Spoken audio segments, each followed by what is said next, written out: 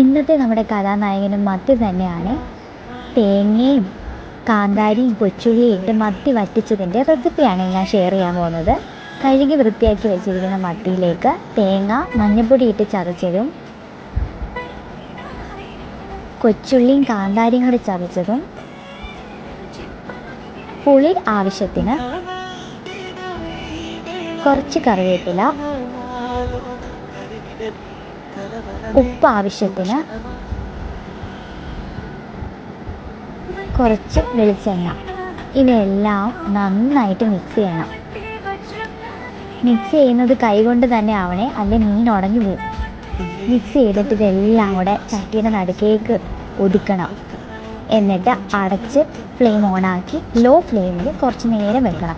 ഇടയ്ക്കിടയ്ക്ക് തുറന്നു നോക്കി ഇളക്കി കൊടുക്കണം, അല്ലെങ്കിൽ അടുക്കി പിടിച്ചു പോകും. അങ്ങനെ ടേസ്റ്റി ആയിട്ടുള്ളൊരു മത്തി വറ്റിച്ചത് റെഡി ആയിട്ടുണ്ട്.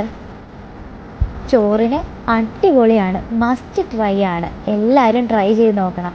ഇതുപോലത്തെ വേറെ എന്തെങ്കിലും റെസിപ്പീസ് നിങ്ങളുടെ കയ്യിലുണ്ടെങ്കിൽ കമൻറ്റ് ബോക്സിൽ ഷെയർ ചെയ്യുക. Thank you.